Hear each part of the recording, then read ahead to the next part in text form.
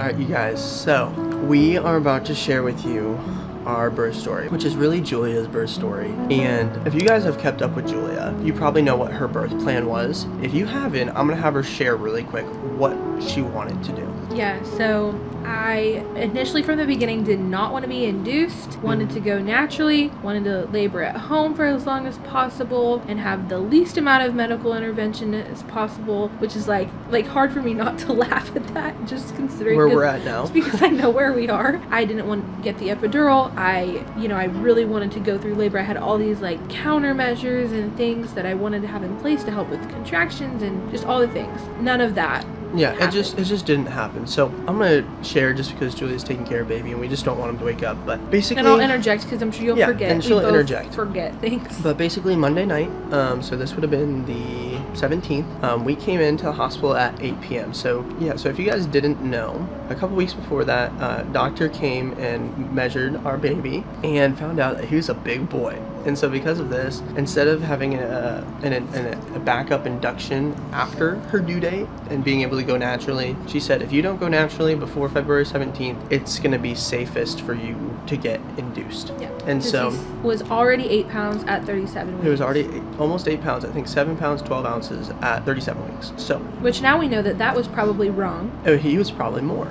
So we get in February 17th, 8 p.m. and they, start hooking her up to the machines, all that stuff, and they say, hey, we're gonna give you some doses of Cytotec every 4 hours. So we get in, get comfortable, all the things. Nurse comes in and gives the first dose of Cytotec at 10 p.m. The purpose of Cytotec is to start putting Julia's body into labor, right? And so 10 p.m. comes around, first dose of Cytotec. We try to sleep a little bit. Nurses are coming in all the time, so we really didn't get a ton of sleep. 2 a.m. rolls around. They give her her second dose of Cytotec, okay? Same thing, try to get a little bit of sleep. Nurses keep coming in. 6 a.m., they give her her third dose of Cytotec. Now, they didn't check her until after the third dose, because after the third dose, they're gonna start something called Pitocin, which is a little bit stronger of a drug that will put her body into labor. It's synthetic oxytocin, which is the natural hormone your body produces when you're in labor. When you're in labor, yeah. And so they ended up checking Julia after the third set of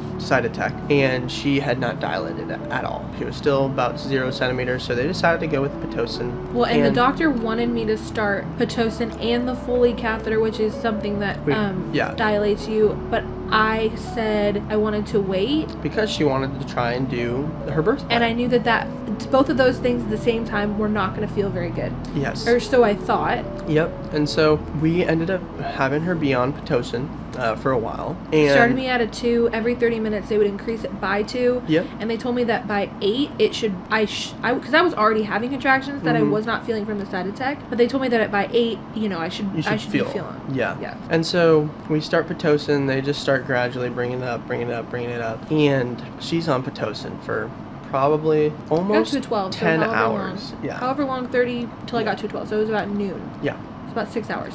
After those 6 hours, she gets checked again, see how much she's dilated. She is not even a 1. So because of that, she's almost been laboring, if you will, for 24 hours and hasn't had a ton of progress. So she kind of just had to make a decision and say, nothing is really progressing you. We do have an option called a Foley balloon, which they basically insert a balloon and fill it up with air, I'm pretty sure. Saline. Yeah, saline on the inside. Not air. And the purpose of that is they put it in, they fill it up with saline, and it expands, and that's supposed to expand her to about 5 centimeters. Yeah, it actually sits on top of your cervix, and they come and pull on it like the baby's head. So it's a imitation of the baby's head coming out, is what it is. And so the doctor came in, recommended that, but because of that would have been super painful, and so the doctor also recommended that Julia get the epidural. Yeah. And so... Well, and at this point, and this you're is what in a little bit of pain at this point. Well, and this is what I said. I said labor is such a mindset thing. Yeah. Getting through contractions without an epidural is such a mindset thing. At this point, I was already super defeated that my body hadn't gone into labor naturally. Additionally, I just wasn't confident anymore. I'm like, Mhm. my body's not ready. It's just like, it's not working with me. But it needed to be ready because he was so big. Yeah, and so I was like, my body isn't ready for this. I don't know if I can, Yeah. be relaxed enough and have the correct mindset to go into this. So if the doctor comes in here and I've been on Pitocin for this long, I'm at a 12, and nothing has progressed, I'm going to get the Yep. epidural. That's what I said. She came in, nothing had progressed. They were going to do the Foley balloon, so I was like, okay, I'm Yeah. going to get the epidural. So that was kind of And our I'm sign. gonna, I'm So gonna get that. Julia was really nervous and really scared for the epidural, as most people are, and she Y'all took make it it. sound so bad. She took it like a champ. She literally said that the IV that they put in her hand was worse than the epidural. Yeah, it was not bad at all. So she said that They had to give me 2 numbing shots, which they said was the worst Yep, part. yep. And she's like, that wasn't even bad. And so praise the Lord for that. So Julia did end up getting the epidural. Right after that, they put in the Foley balloon. Doctor said, I would be very surprised if we take that out and it's ready to come out tonight. I'm guessing tomorrow morning. This was at noon. Yep. Or no, this was at 5. This was at 5 p.m. Got the It was at epidural. 4. I got the excuse me. epidural very earlier than that though. Epidural was probably around noon or 1 o'clock. The balloon was at about 4 o'clock, just to give it some time to kick in and start working. Well, the Foley balloon, they come in and check at 5:30, which is an hour and a half after they put it in, and it's already ready to come out. So it came right out, and at that point, they measured her, and she was a 5. So she progressed from a 0 to a 5 and 70% effaced, which is the thickness of everything, which you need it to be thin so that the baby can It needs come to out. be at 0. It needs to be at 100. It needs to be at 100% Yeah, effaced. it needs to be gone, Yep. but yeah, 100% effaced. And so at that point, she's a 5. And so now we are halfway to being at a 10, which is when she can start pushing. So from there,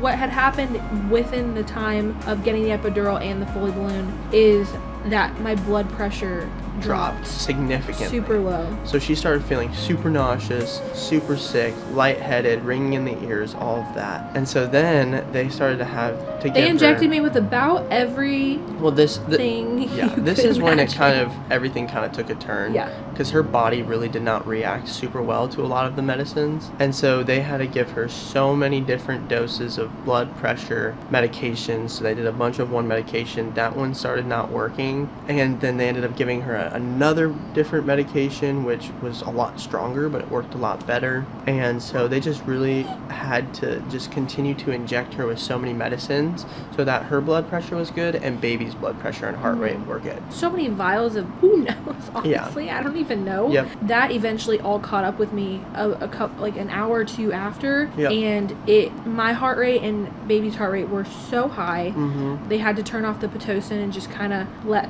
my body calm down. Yep. Just because everything that they injected just like it's just like a surge. Yeah.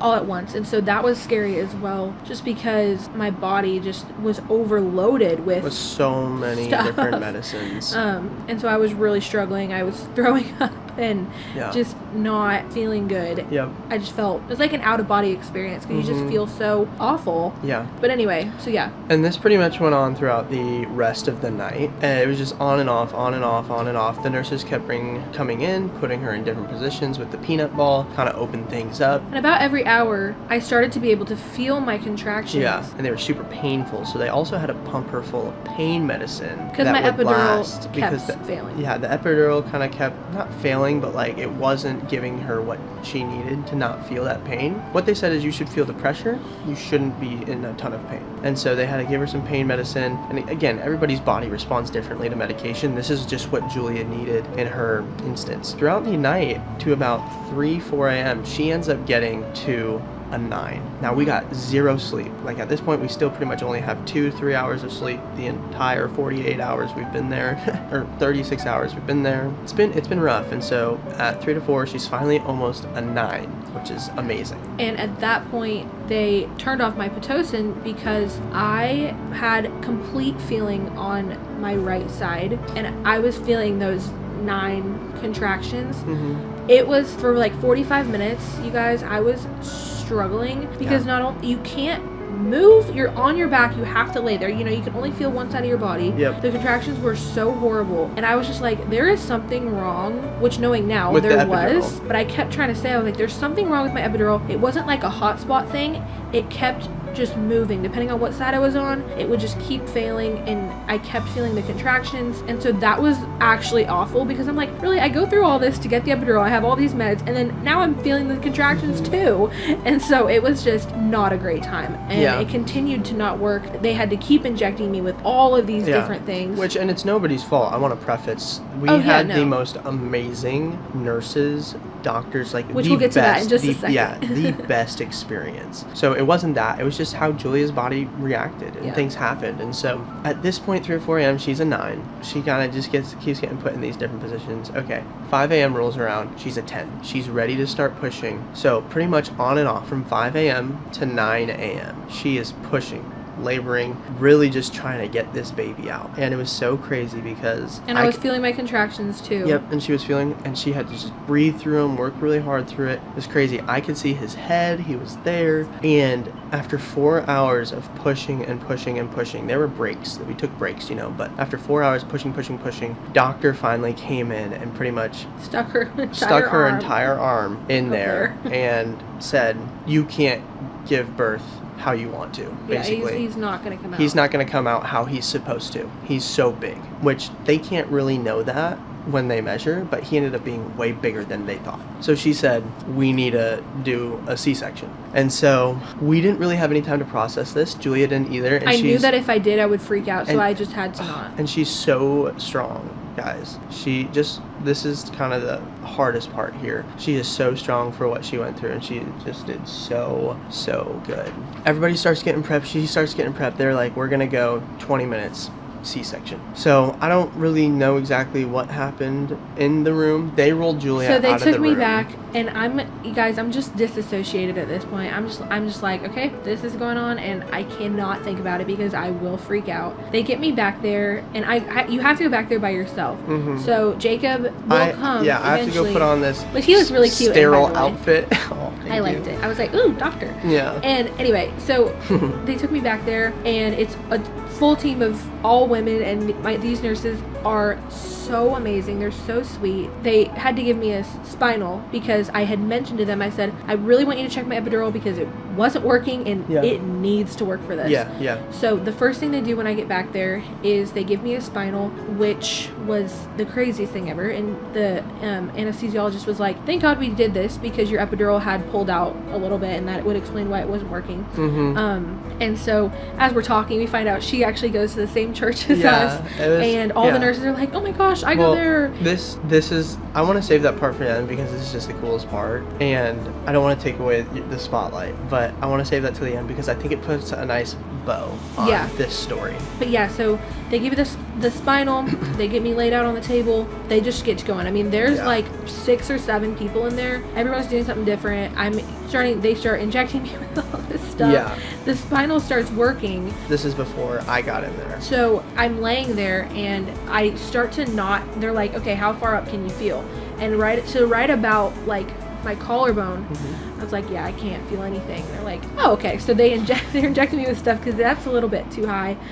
They gave me oxygen, and then my arms are getting tingly. So it was just, y'all, her body just, she's never been in the hospital. She's never had, medication really. And so it's just the first time she's experienced a lot of this, which is okay. And the doctors did everything they needed to get her where she needed to be. And you're nervous, and you're like, oh my gosh, I'm about to be cut open. Like, all the thoughts. And so they get me prepped, they get me ready. It happens so quick. Yeah, everything just is so fast. Yeah. I probably waited outside for about 15 minutes, and then doctors called me in, or assistant called me in and said, okay, Dad, like, come on in. And within 2 minutes of when I get in there, they must have started while I was out there. No, the doctor walked in at 10:30. He was out at 10:33. Yeah, 10:33. So, I mean, I get in there, 2 minutes, 3 minutes, baby is out. Which I'm not going to lie, it felt like 5 years. First time we saw him, and he is so cute, and we cried. I didn't get it on video just because it was such a stressful environment, and I was more focused on the baby and Julia. But we cried. But this is where things kind of... I start throwing up everywhere. Yeah, so she's throwing up as this is happening, but this is where things kind of got scary. And again, this is nobody's fault, but this is just what happened. So he was so big that when they pulled him out of Julia's uterus, the incision that they made tore more. Tore down. She Yeah. showed me an example. I was cut this way and it tore like down like that. Yeah, downward. And so basically what happened is she started bleeding a lot. I don't know if the correct word is internally, but doctor said when it tore, she just started bleeding a lot. And that wasn't what was supposed to happen. And so it's nobody's fault. That's just what happened. And so because of that, she needed what I believe they called blood transfusion. They got her blood. I had 2 pints of blood warmer. And this is where I started getting freaked out because, the doctors are whispering, trying not to freak me out. Yeah, and they do what they need to do, obviously. They're going to keep the best environment as they can. These are the things they need to think about. Yeah, they were doing it so I wouldn't freak out. Yeah, like, but obviously. as somebody who, I'm completely normal and in there. And so internally, I'm kind of freaking out. I'm like, what is happening? And so they have me come cut the cord. Judah is out. For you guys don't know, his name's Judah Eli Peterson. And I get to go cut the cord. And all this is happening as I'm kind of cutting the cord. And I look over and I just see so much like surgical equipment and so many gauzes filled with blood. And I was just like, that on top of everything that's happening right now, I'm so overwhelmed. And I just did my absolute best to not show it on my face because my immediate thought was like, is Julia going to be okay? Like, I was just so scared and I didn't know what to expect. So anyways, after that, they get everything under control, bleeding under control, stitch her up. She's got the blood transfusion, so she's good. And which hurts so bad. Yes. Like at this point, I was not doing great, but I was like, okay, I'm okay. Like when the doctor said, all right, you're good. Yep. I was like, okay. And so baby boy was here. Julia was stitched up and they rolled her back into the room. We got to spend time with him and hold him. Julia's mom, Laura, was in the room. She got to see him for the first time. And then they ended up bringing us to this room, which is the recovery room. And this is the part, and so this is the ending of it that we really did not expect because we didn't expect for a C-section. She just had to recover so much over the past couple of days, and really on the first night she was just so out of sorts, so much pain, couldn't do anything. And so we kind of didn't know that, so we sent our family home that night. And throughout the entire night, and keep in mind, pretty much through all this, we're not sleeping. And so it had been like 70 hours since I had slept. Yep. And it'd probably have been, same thing, but I'd probably had 6 hours of sleep within 70 hours. And so, I have to do all the things, anything she needs to do, go to the bathroom, shower, baby needs to be taken care of, diaper needs to be changed, anything. I have to do it because she can't. She just cannot. And so I pretty much stayed awake the entire time. So did she, because she's in pain. She couldn't sleep. And so that was probably the longest day of our life. It was the longest week, it felt like, of our life. Mm-hmm. And it was rough, but it was so worth it because he's here. Yeah. And all that to say, the birth story did not go how we intended it to go. But in life, there's a lot of things you can always try to prepare for. And I think we did our due diligence in doing that. But I think doctor knew exactly what she was talking about. He was so big, you guys. He was 9 pounds and 1 ounce when he was born and 22 inches long. Yeah. Which people from our last birth, appointment, he would have grown a total of 20 ounces from our last pound. So 1 pound, 4 ounces. Yeah, 20 ounces. Which she said, average, it's like half a pound a week. Yeah. And it had been 2-ish weeks. So he was a big boy. And so, which people give birth to 9-pound babies all the time, but apparently my body is not suited for that. Yeah. So. And so who knows what the future holds for that. But I think one of the biggest blessings and experiences of the whole thing is the doctors and nurses who were in the room with me during the C-section. They asked me what I wanted to play, if I had a labor playlist, and I was like, yeah, worship music. So throughout the whole, there were a few times throughout the surgery that all of them were singing worship songs. I think that, so the part where I said this is the bow on the entire thing is after everything slowed down and calmed down in the emergency room, so many of the nurses were singing this worship music. And I think it was just God's way of kind of winking. I've placed these people in here, even for the nurses who weren't, it was just kind of such a familiar environment, if you will. Having nurses who are there singing the worship. It's just so cool that they're using their gifts. Some of them go to church with us. We found out some of them literally go to our church and have seen Julia before. It was just kind of like a wink from God, hey, I've got you. I've got the people you need in here. And then the doctor, it was amazing. The doctor, she's so awesome. She knows that I have made a song before, and she's like, yeah, well, why don't we listen to your song? Yeah. As they were stitching me up. And that was kind of how I knew I was okay, because they were still stitching me up at that point. But I was like, okay, if she's saying that, like, I'm probably fine. So they start playing my song in there, and at this point, like, Judah's screaming in the background, so I knew he was okay. And Jacob, it was Dude, so hearing awesome. that first breath, that first cry, I won't ever forget it. Like, it was so cool. But you guys, that is our birth story. Again, I just want to reiterate, we were so blessed to have the most amazing team, staff, nurses, doctor, everything. Like, they were so kind, so amazing, so helpful, so informative.